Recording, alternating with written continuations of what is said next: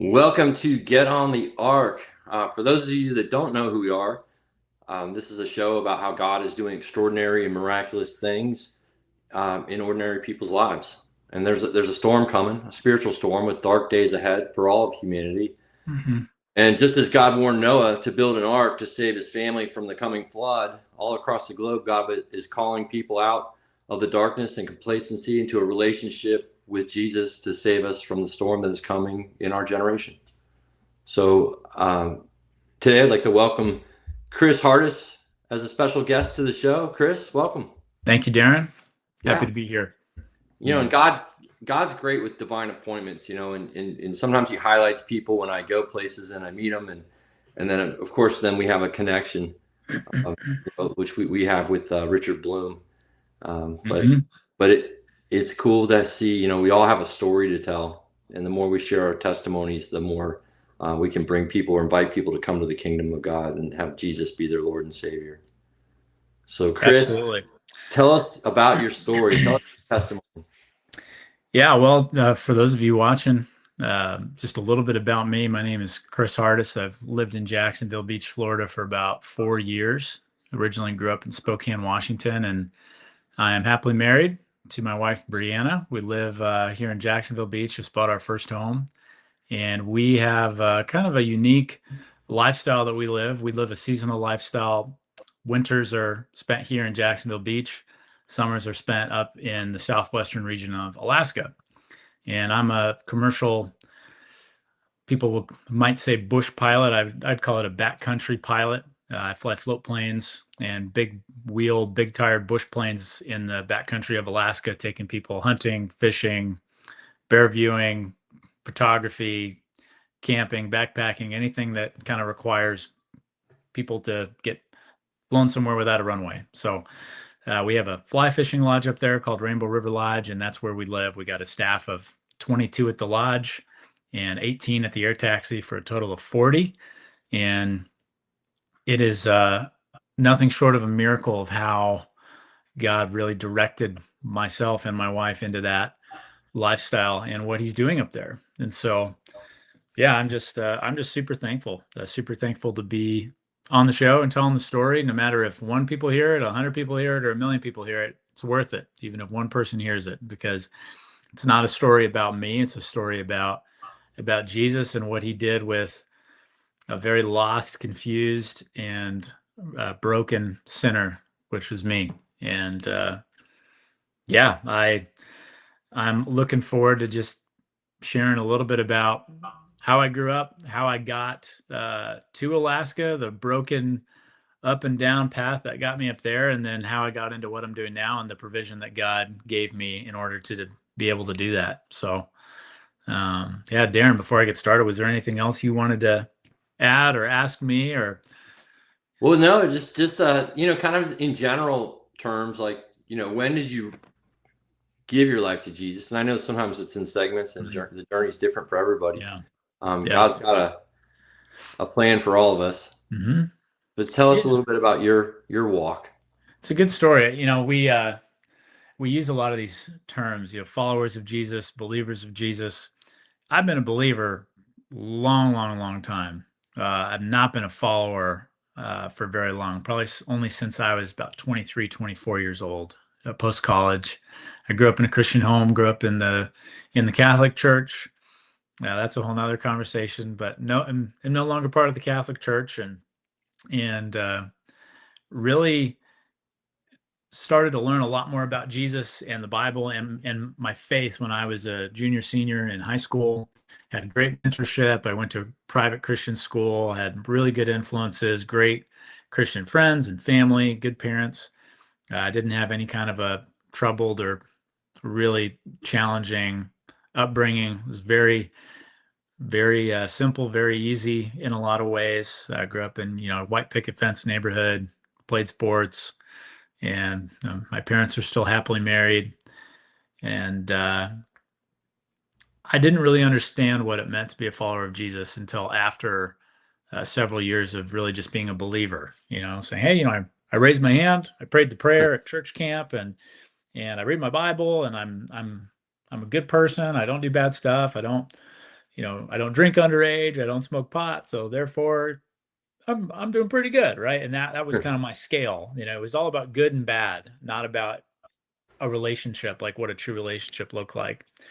Going to church, and I went to church regularly because my mom really made me go, and I didn't really dislike going to church, but if she didn't make me, I probably would have skipped a lot. Just as a young kid, didn't have any conviction about that. And to me, my attitude was always, well, if I know what I believe, why do I need to go to church? I've already been saved. I already know what I believe. I already know a lot of the Bible stories. Like, what is the point? And so I went into college, went to Gonzaga University. For those of you who have heard of that school, it's up in Spokane, Washington. It's a great basketball school. And I went there. I got a business degree, played volleyball on the club team there. And for the 4 years I was there, I never went to church one time. Never. I was too busy, had too much going on, didn't have a reason to go. And I I played a lot of volleyball. And in fact, I've played a lot of volleyball, won a lot of money playing volleyball. Just amateur tournaments, and that in a lot of ways kind of helped me get through school, winning $500 here, $1,000 there, weekend to weekend to weekend, really added up as a broke college student. I had a great job at the university in a sales type of role, making good money there. And I was able to put myself through college at a very expensive private Jesuit school, which in a lot of ways really started to grow this foundation of pride in my heart.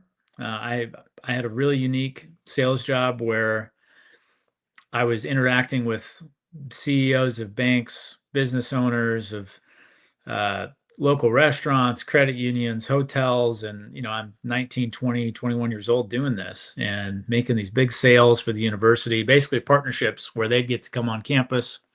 They'd set up a student credit card, or they'd do some type of advertising online or something that costs a lot of money. And I got commissions from that. And that's what allowed me to get through school. But from that, I just started to develop this pride in my heart of just, I've got a pretty good job.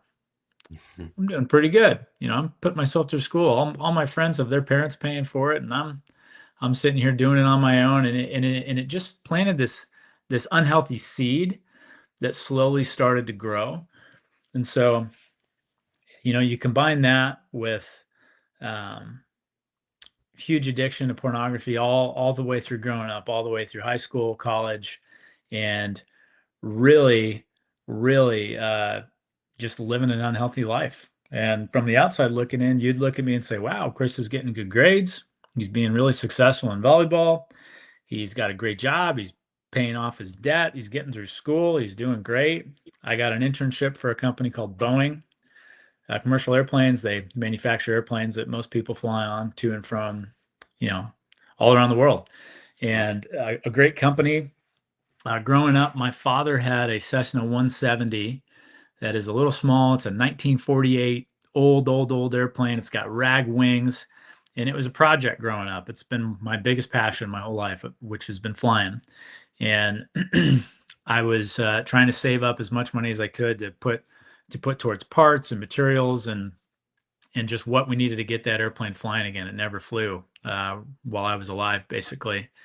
And so I got an internship my junior year, saved all the money, put it all into the airplane. My senior year, I spent all my time just focusing on flying. And that's going to be an important factor later on in this story. But I got my private pilot license my senior year, about a month before I graduated. And I got a full-time job offer with Boeing. Life was great. I'm winning volleyball tournaments left and right. I'm financially doing great. I got this awesome job lined up with great pedigree. It looks good to my professors, to my friends. I'm doing all these great things from the outside, but on the inside, I'm just searching. And I've got this hole, in my heart, and I'm trying to fill it with temporary happiness. But the problem is that it was a joy-sized hole that I had a gap, and the happiness was just kind of just falling, right through it. I'd be happy for a day, and the next day, I need to get something else. I'd be stressed out. I'd turn to pornography or alcohol or whatever else, right? So graduating college, moved to Seattle, which I'm sure most viewers can understand is not exactly the most Christ-filled city as a whole. There's a lot of darkness there, Hmm. a lot of challenging influences, and I just dove head first into my job. I had an incredible job at Boeing, a great team. I was a project manager on a team that helped build startup airlines up from the ground up. So you'd have a startup airline from some tiny country in Europe or Asia. They would get government funding to buy a few airplanes. And then once they buy the airplanes, they would look at us and say, now what? And we say, okay, we'll take it from here. Like, we'll help you get on your feet and get started. We'll help you set up all the infrastructure, the hangars, the reliability team, the maintenance, repair, and overhaul facilities, the outstations. We'll help you hire pilots, train pilots, hire ground crew. I mean, all these different things, right? And so I got a lot of opportunity to get some really great experience and be around a lot of very wise, very talented people at that company. The problem for me is that I realized very quickly that what I thought I wanted wasn't ever going to make me happy. I thought I wanted to just chase the desk, climb in my pay, climb in my titles, and I looked at my managers and my managers' managers who were great people and are great people to this day. I love them and I keep in touch with them still today. But their lives, I looked at their schedules, I looked at their stress, I looked at how much they spent away from their families, how much time they'd spend calling me from their dinner table or their bed with like at night, like just and I saw it and I just said, man, I just don't know if this is really what I want to do. And so right around this time, I'm dating a young lady who's a great young lady, and yeah, this is actually the first time I've ever told this story Hmm. live, where I don't know who's going to watch it, but it's great. It's a good story. It's got some more sad parts, which I'm about to get into. But I was dating this young lady, great gal. I still keep in touch with her today, but we broke up when I was in Seattle. And the day after we broke up was a buddy of mine's bachelor party. And I'll spare you the details, but the bottom line was it was not hey, let's go out into the woods and have a camping trip with the guys and bring our Bibles and maybe smoke some cigars. It was like, no, we're going to go downtown Portland and we're going to go hit up the clubs and we're going to go do all this stuff. Right. And so I went out and super down in the dumps, very sad, just went for it. Just like, what I got to lose? I'm single now. I'm just going to go for it. I'm going to go out. I'm going to try to go and indulge in any way that I want to. And I did. It was a very dark night, and I woke up the next morning alone in a hotel room, thankfully alone. And I just remember my head coming off the pillow and just being super hungover and just feeling the farthest away from the Lord I've ever felt. So at this point in time, I'm making great money. I'm super successful in what I'm doing sports wise. I'm fit. I'm in my prime as a young man. I have all these great things going for me, but I haven't been to church. And at that point, it had been 5 years, 6 years. Didn't have any mentorship. Didn't have any Christian influences in my life at that time. Anyone that was calling me up to be better, not just calling me out, but like calling me up to be more like Jesus.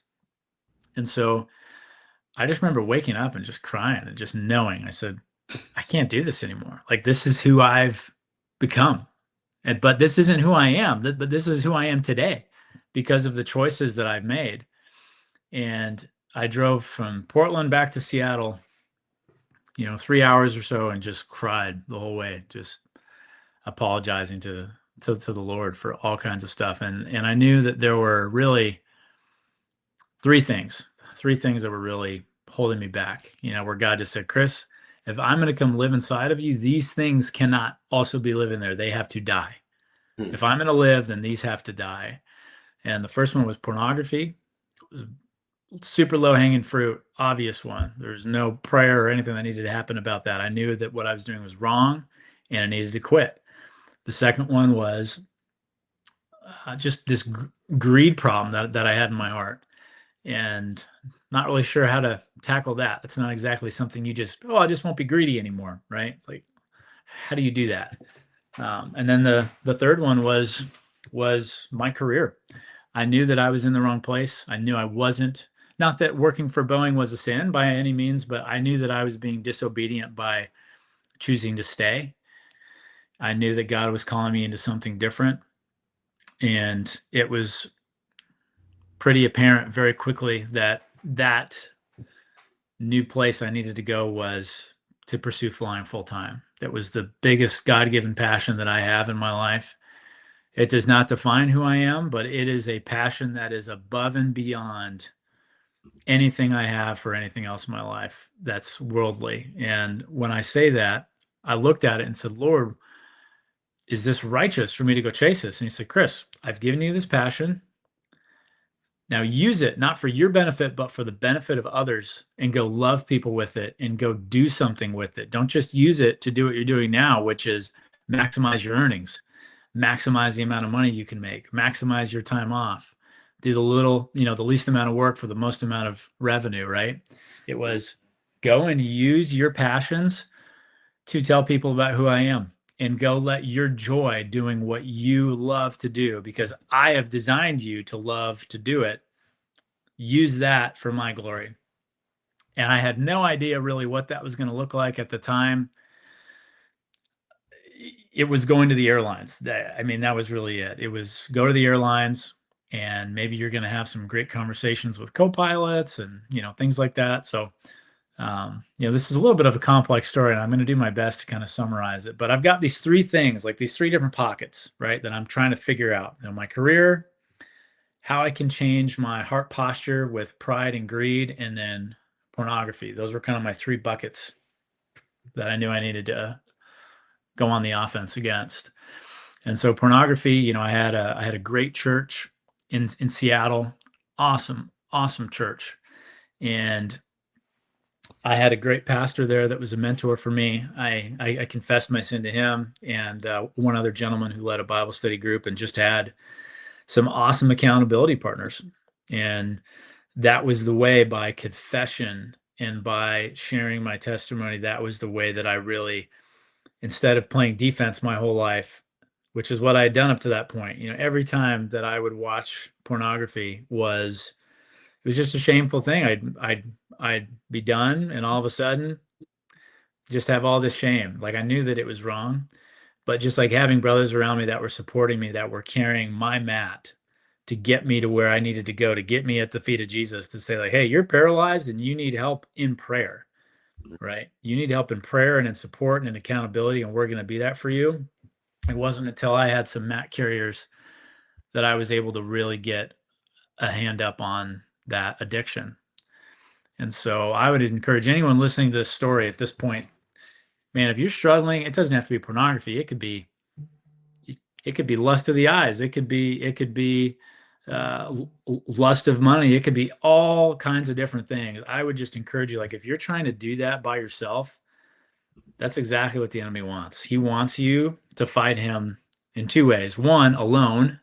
And two, he wants you to fight him in the dark, which is his most comfortable environment. But when we shine a light on our sin and we expose him, he flees because he's exposed.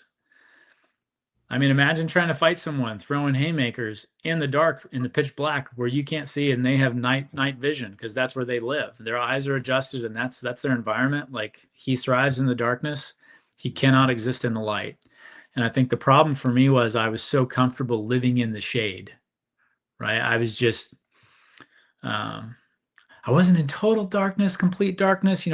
I still was kind of doing good things and around, and I read my Bible sometimes, and back and forth. But like, I was never in the light.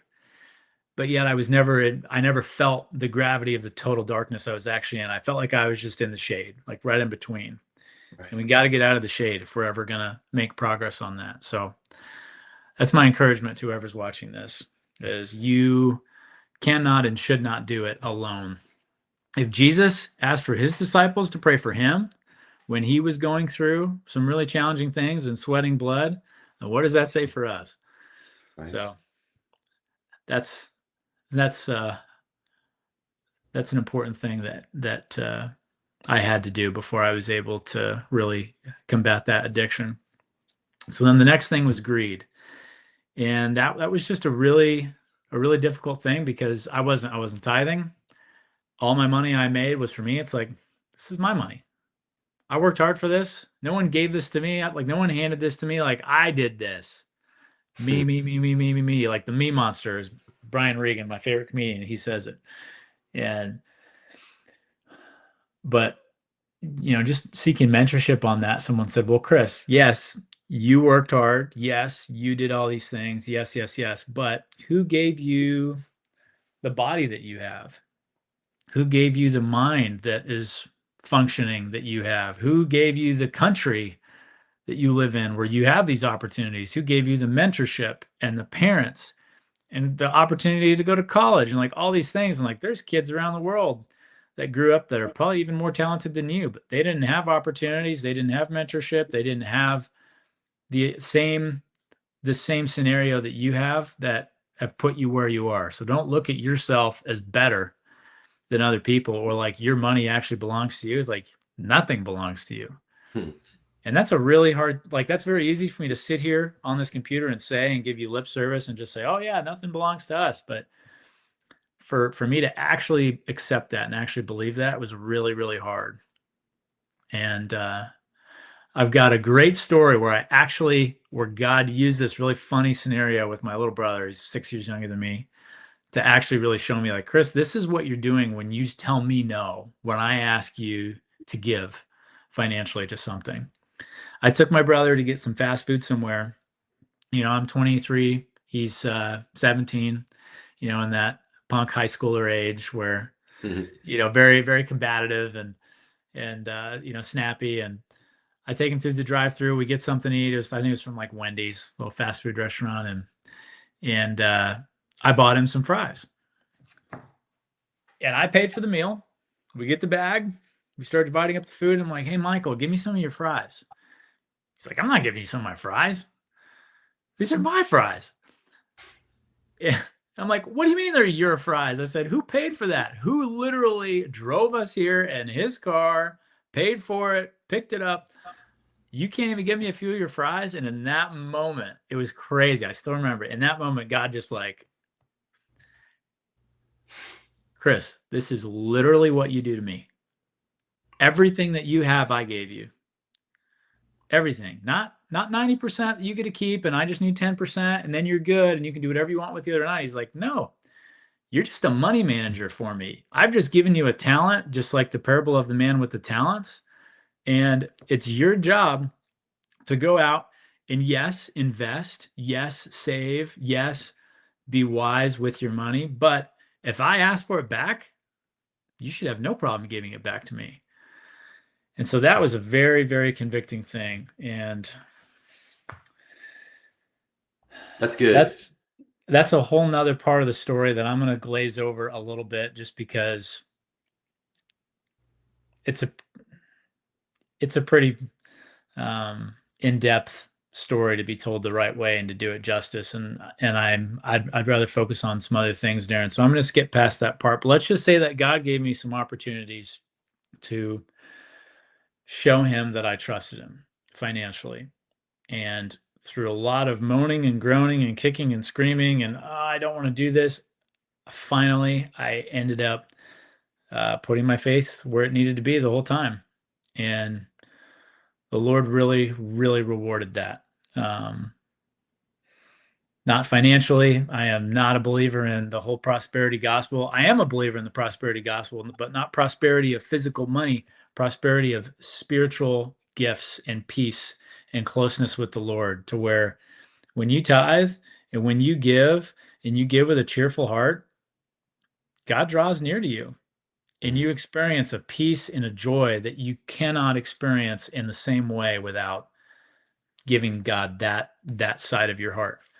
And so that's the prosperity that I believe in and that I got to experience. Not the, oh, if you give $10, God's going to give you $100. You're going to find a $100 bill on the street. Or I do not stand for that. So that's just my personal stance. But that's what I've been able to experience in my life through cheerful giving, and something that my wife and I really strive hard to continue through today. And it's a constant battle. It's a constant me, mine battle, and battle against fear of like, well, God, like, yeah, like this person, you've given me this opportunity to give, but I really needed it for this. And he's like, oh man, like, come on, Chris, like, how many times do I have to show you that, like, I know more than you? I see more than you. You might have the best intentions, and that's great, but like, I made you and I made the universe, and I see yesterday, today, and tomorrow. You don't even know what's going to happen tomorrow. So just do me a favor, listen to me, and stop trying to listen to yourself.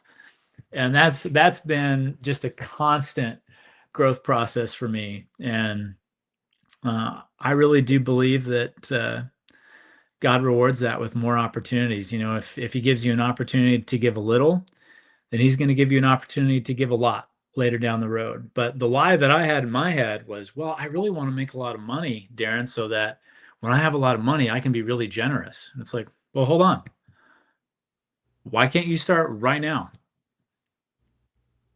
God, like, you think God needs your money? You think he needs my $1,000 here, $10,000, whatever? Even if you're a billionaire, he doesn't need your money. He needs your heart. He wants your heart. And that's what it's got to be about. And so, like, the widow that drops her, I can't remember what the coin was, a denarii, I think it was like a tenth of a penny into into the offering bin in the temple. Like, that was all that she had. And God looked at her with great favor, and he looked at the Pharisees giving thousands of denaries worth of money compared to her, and he's like, they're just doing that to look good in front of everyone and to tell everyone how generous they are, and to get a tax write-off, and to get this and get that. And so anyway, that's the greed side of it. But and then the last side was, where do I go? What do I do? How do I start over? I still had a little bit of debt from college. I still had a little bit of debt on my car. And when I told my parents I wanted to leave Boeing, they were like, no, you cannot do that. You have a great paying job with retirement benefits, insurance, health, dental, vision, all the things. You are not going to go and quit and go back to school to be a pilot. And not to paint my parents in a bad light, because they eventually, after kind of hearing a little bit more of the story as I've kind of shared with you, Darren, they definitely recognize, like, okay, this isn't just on a whim. Chris is really feeling called to do this. And God blessed me with an incredible mentor and investor and friend from back where I'm from, that allowed me to basically just survive for a short period of time, to go back to flight school. Because in order to do the flight school I wanted to do, I couldn't work. That was the hardest part. I couldn't have a job and go to this flight school. It would have taken me way too long. It would have been way more expensive. And so I want to tell this miracle of what happened when I moved to San Diego, California. Technically, it was El Cajon, California. For those of you that are familiar, that's about an hour east of San Diego into the desert. I was blessed to live with a friend of a friend in their garage. That was, I had a bed on pallets. I had a little mini fridge out there, a little AC unit blowing air into my face, and that was it. Like, that's where I lived for 6 months, and I had to commute an hour and a half each direction every single day to go back and forth to my flight school that was up in Palomar, Carlsbad, just north of San Diego. And so the miracles God did there. The program that I signed up for was supposed to take a year. I came in with with my private pilot rating, and I was going to get my instrument rating, my commercial rating, my CFI rating, certified flight instructor instrument, multi-commercial. I was supposed to get all of that in a year. And through just miracle after miracle after miracle, I did it in 5 months, which was the fastest anyone had ever completed that program. And I want to be very clear. This is not because I'm some talented, really, really good, smart person or a pilot or whatever. It was because I had God's provision. And I want to tell you about that because every day that you'd show up, right? You'd have either a ground study session, a flying session, a written test, a flight test, something, right? Something to do. Well, you'd have weather delays. You'd have aircraft malfunctions mechanically that, oh, sorry, your airplane got a flat tire, it had a bad starter, it had a dead battery, it had a bad mag, had this, had that. I never had one single delay ever. My instructor wanted to fly and work hard all the time. I can't say that for all the instructors there. A lot of them were more of like, 4 or 5 days a week is good. And my instructor was like, no, let's do 7. Let's go. Like, let's do it. So even after and I feel bad saying it, but like there were even flights that I would do where I'd start the plane, I'd go up, I'd do my flight, we'd come back and land, and the next person would go out to the plane, and all of a sudden, boop, starter's dead. Or the starter's broke. Which is like I just so happened to get the last start on that airplane before the gear in that starter unit broke. Miracle. Or there were other times where other people would there was one student that had a flight test coming up and the examiner wait time was a lot. It was months at a time. Usually 2 weeks to 4 weeks, but sometimes it could be 6 weeks or 8 weeks. And mine was scheduled for 6 weeks from the day. And someone had a flight test the following day and they canceled it because they were super, super sick. And I just happened to be standing there when the scheduler got the call and she's like, oh man, that really stinks. The examiner's going to be upset. And I'm like, can I take their spot? Like, I will be ready. And I am ready. I'm just waiting. And they're like, yeah, sure. So right there, 6 weeks, boop, like just move me up. It was all these things like miraculously. Wow. And so 5 months, I got done with all those ratings and I had this great opportunity once I was done with flight school. I had it all set up. I had everything ready to go. I was going to move to Maui.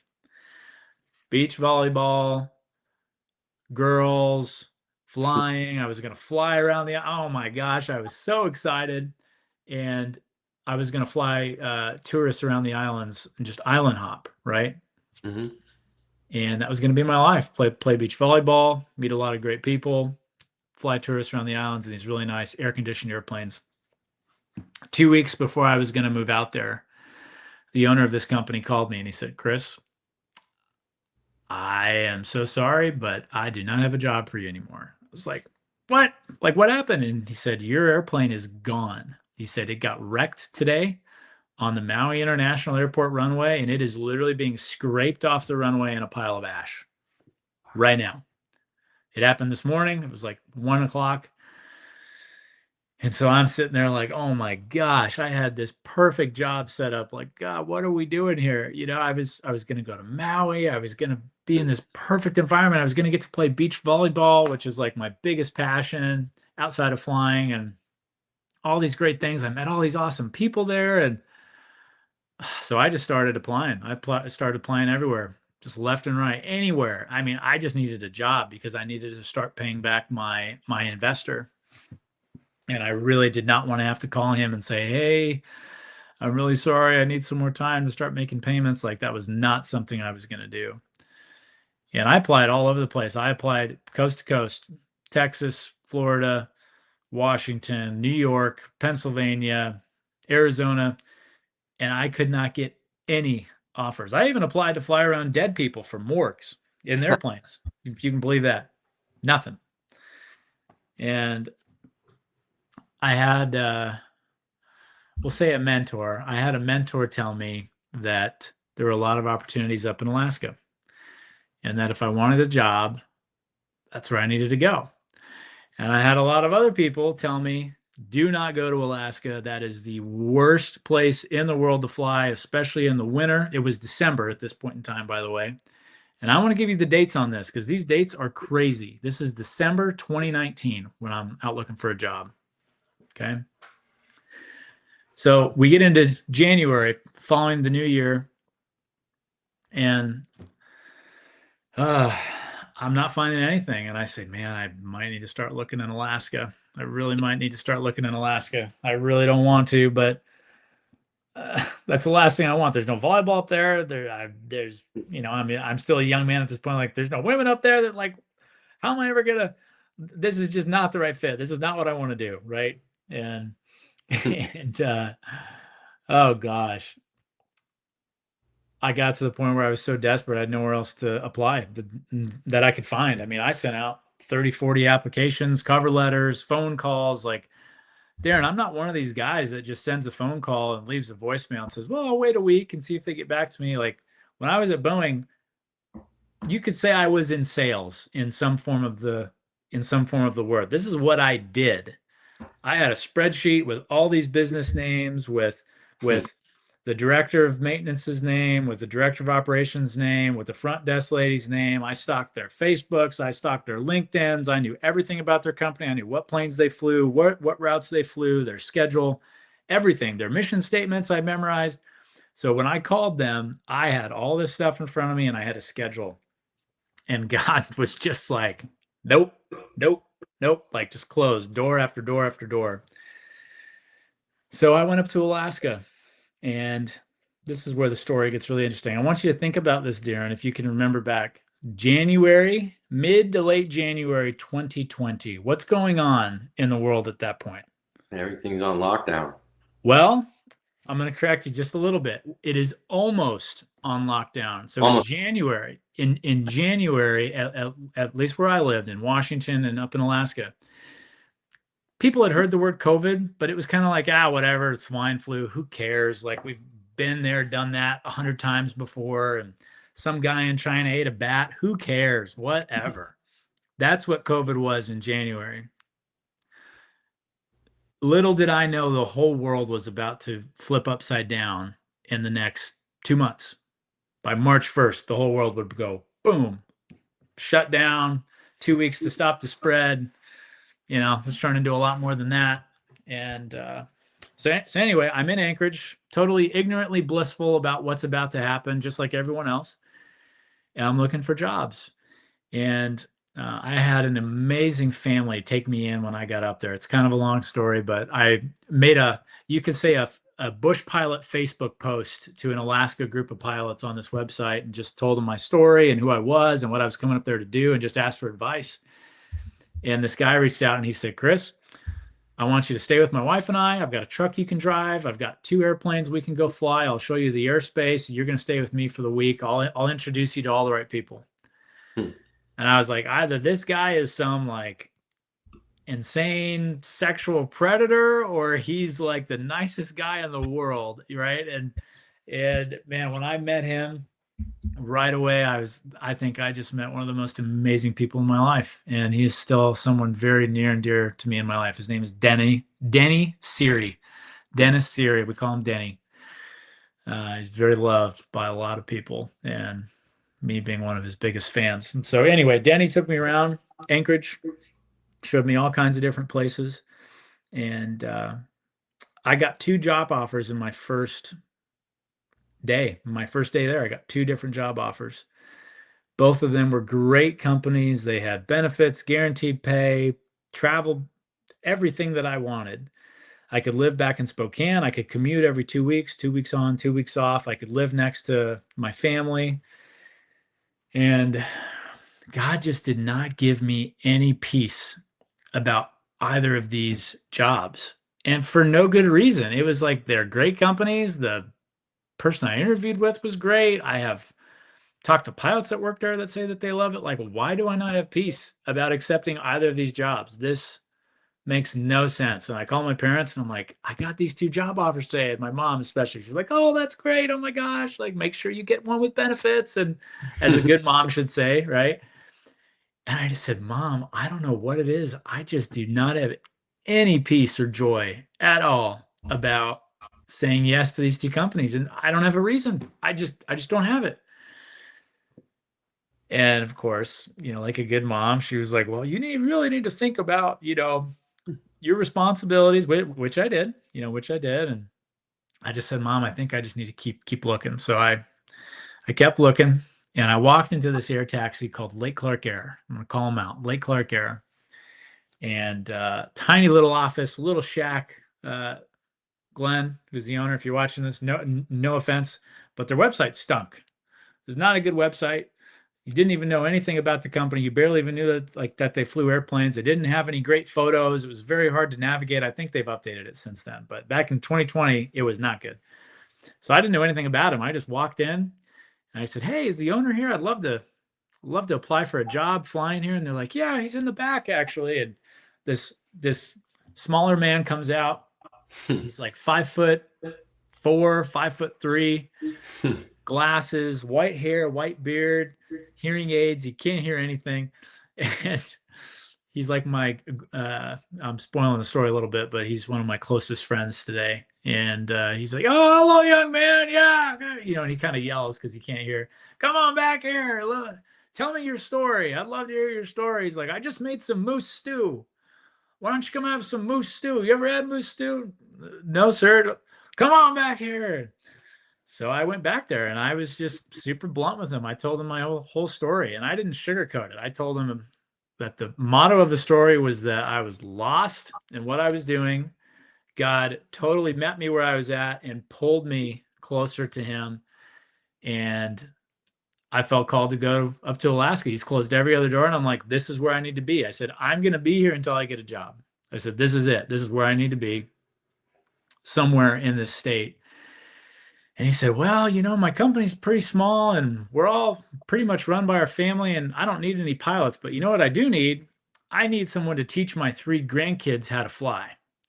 I got 3 grandkids and yeah, what do you think about doing that?" And I was like, I wasn't super excited about the opportunity. And he's like, "Well, the only bummer is you'd have to live, you couldn't live here. You'd have to live in a village, what I think is better. You'd have to come out where we live. It's called Port Allsworth. There's about 180 people that live there year round. We have no unemployment. We have no crime. And about 175 of us go to church on Sunday. And we all just have a great community out there. There's almost more airplanes than people." And he said, "And by the way, I'm flying there tomorrow. Why don't you come with me and you can see it?" And in the back of my mind, I'm like, I really don't want to do that. I mean, no benefits. We talked about the pay. I won't say what the pay was, but it was not what I needed at the time to do what I needed to do. And he was just trying to do me a favor, and I just thought to myself, I don't know, this is. But I said, man, he's offering to fly me out there. He's already going there and he's just going to let me jump on the plane. Heck yeah, I'm going to go. Why not? And I showed back up the next day. And for a lower 48 guy like me, we flew through some of the most crazy weather challenges I've ever seen up to that point in my life. From the icing to the turbulence to the snowstorm that we took off in, which looking back was all good and fine. It's all normal. I just never flown in anything like that. The turbulence was so bad. I mean, you'd be coming out of your seat multiple times throughout the flight. And we flew through a mountain pass in order to get to this village. We flew, well, in the plane that we were in, it was a fast plane. It was a King Air. We flew about an hour. And my eyes were just like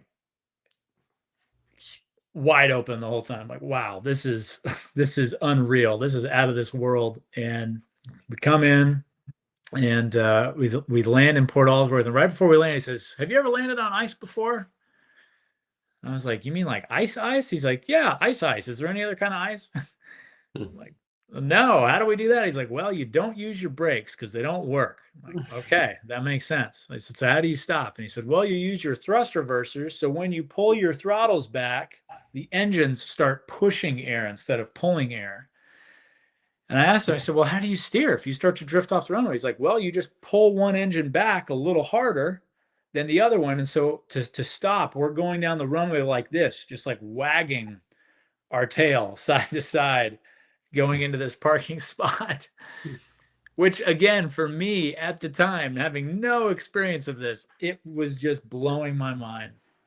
And this is the coolest part. So we get off the airplane and I'm thinking to myself, like, man, I don't know. This is pretty intense flying. This is pretty tough. And I started meeting people in Port Ellsworth, Darren, and every person I met, every single person just had joy overflowing out of them. Every single one. Not one person that I meet, I was like, that guy seems kind of rough around the edges, kind of tough to get along with. Yeah. Super kind, very interested in who I was. I had a tie on, which, by the way, if there's any pilots watching this video and you want to go get a job in Alaska, do not wear a tie. That is not a good idea. It's not the right environment for that. Not the right. Right. And they were all making fun of me with my tie and everything, all in good fun. And I just knew it. I knew it when I got off the plane and started meeting people. I felt the joy and the peace of being there, even though it was like, wow, I don't know how I'm going to make this work. And I told Glenn that I said, I really want this job, but I need to be able to make X amount a month just for my loans. I said, I'm not buying nice food. I'm not going to pay for anything fancy. I don't have any subscriptions. I'm like, I just need to pay off this loan amount every month. And he's like, well, tell you what, you can pick rocks off the runway and shovel snow, for $15 an hour, which was actually super generous at that time, $15 an hour. And he said, you can do that as long as you want. He said, I'll pay you to do that. And so that's how I got started in Alaska. I moved up there, $15 an hour, shoveling snow and teaching his 3 grandkids how to fly. Now, fast forward to February. I know I've been spending a lot of time on this story, and you're like, hey, where's the testimony part of this? Well, here it is. COVID started. February. I moved up there. I'm in the most remote location, one of the most remote locations in the United States, hands down. The only way you can get there is to fly in and fly out in a bush plane. You cannot get there via road, via anything else. You can't get there via normal jet that people are thinking. These are dirt, gravel, or at this time, ice. So you can't even get there unless you have reverse at this time. And so I have this opportunity now with these 3 kids who are now no longer in sports, no longer in school. Well, what do they want to do every single day? Fly. No one's coming in and out of the village. There's no spread. There's no risk of COVID unless someone in the village has COVID. And we just flew and flew and flew and flew and flew. So I got all 3 of them through all their ratings, or not through all their ratings, but through the license that they were trying to get at the time. And all of these companies around Alaska started shutting down because COVID totally killed them. I mean, they did not have a way to keep their doors open because of their high overhead and payroll costs and everything else. People started getting laid off. Both of the companies that gave me job offers, Darren, both of them canceled their hiring classes. One of them went out of business. The other one canceled their hiring class and didn't fly. They didn't have another hiring class for the next 2 years. Wow. And the hiring managers both were, which I'm surprised, actually, they were kind enough to call me and just say, hey, Chris, just want to let you know you made the right decision, because that hiring class, it ain't happening no more. I was like, oh my gosh. So Wow. think about what would have happened, Darren, if I would have gone to Maui. Think about my situation. I would have had a lease, probably a 12-month lease on a little house, paying a ton of money for. I would have been totally shut down, 0 tourism, 0 flying, 0 income. I would have been locked into a lease, not able to pay my debt. If I would have gone to those other 2 airlines, same thing. I would have had all these great plans and whoosh, rug pulled out from under me. And so I just have to, I need to take a few minutes and just tell whoever's watching this, there could be times in your life where God has said no to you to something that you're like, how could this possibly be what's best for me? And just, I don't know what situation you're going through or what thing you're praying through, but I'll just tell you, there are going to be times where it is not going to make sense. But if you just give God a little bit of time, he's usually gracious enough to let you see a little bit of where he was going with his decisions. So I look back at all the things God said no to. I'm like, thank God he hasn't said yes to all my prayers. Oh my goodness. My life would be a mess. It'd be a disaster. I wouldn't be married to my wife. I wouldn't own the 2 businesses that I do today. I wouldn't have the church I have today. I wouldn't live in Jacksonville. my whole life would be different, and God knows where I'd be. But for anyone like just working through that, where you cannot see a possible outcome that this is a good thing, that God said no, you just got to trust him, man. I don't know how else to say it. Like, that's what faith is. And that's what we're called. Like, that's what we're called to be. And when Wow. you're doubting God, like the voice that is telling you to doubt God, it's not your voice. It's Mm-mm. not a third party voice. There's two voices. There's God's voice and there's the enemy's voice. Yeah. And that's the first thing that he did. Did God really say that? Hmm. How come he didn't want you to have this great fruit? How come he said no to this apple? How come he said, or not apple? How come he said no to this tree? Why did he do that? That doesn't make any sense. Are you sure he said that? Like, that's his voice. So